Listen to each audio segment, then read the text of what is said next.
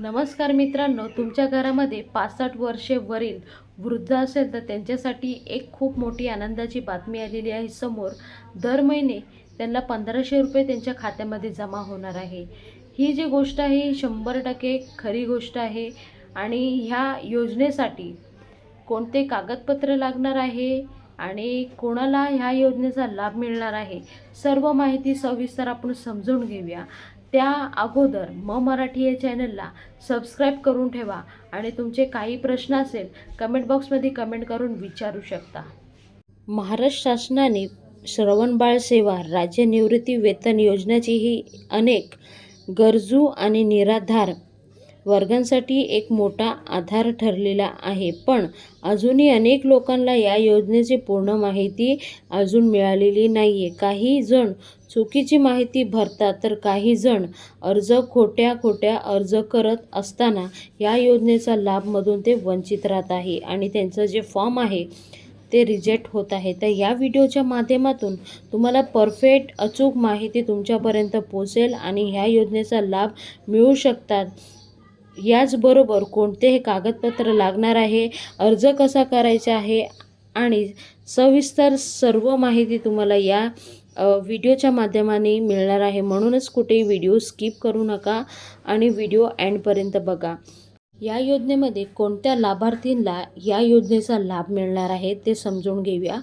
तर 65 वर्षे वरील निराधार वृद्ध असेल तर त्यांनाच ह्या योजनेचा लाभ मिळणार आहे.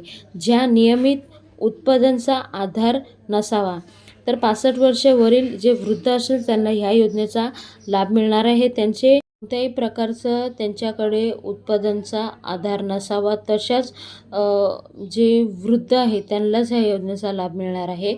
अर्जदार महाराष्ट्राचा रहिवासी असायला पाहिजे. तर ह्या गोष्टी तर तुम्हाला माहीतच आहे. नाव BPL यादीत असले किंवा वार्षिक उत्पादन मर्यादेपेक्षा कमी असायलाच पाहिजे. तर BPL जे कार्ड आहे रेशन कार्ड त्यामध्ये तुमचे नाव असायला पाहिजे. उत्पादन जे 2.5 लाखापेक्षा कमी असायला पाहिजे. नियमित उत्पादन स्रोत नसावा, म्हणजे नियमित उत्पादन स्रोत नसावा.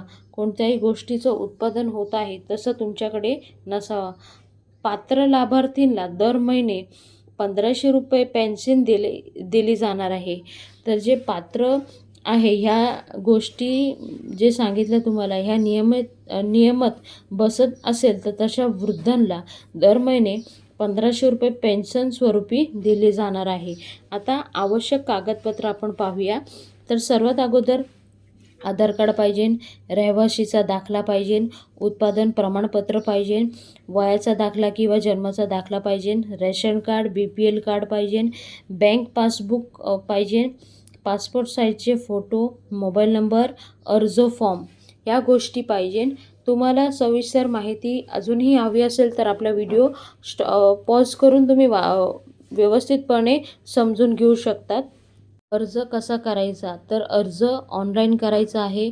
तलाठी कार्यालयामध्ये जाऊन तुम्ही करू शकता, तहसील कार्यालयामध्ये जाऊन तुम्ही करू शकता, संजय गांधी निराधार योजना शाखामध्ये जाऊन तुम्ही करू शकता, जिल्हा अधिकारी कार्यालय इथे अर्ज जमा करता येतो. अशा प्रकारे तुम्ही अर्ज करू शकता. आता ऑनलाईन अर्ज करायचा असेल तर काय करायचं आहे, आपली सरकार.maho mahaonline.government.in अशा प्रकारे तुम्ही ह्या साईटवर जायचं आहे. पोर्टलवर नोंदणी करा, श्रवणबाळ योजने निवडा, कागदपत्र अपलोड करायचे आहे, अर्ज सबमिट करा आणि पावती तुमच्याकडे ठेवा.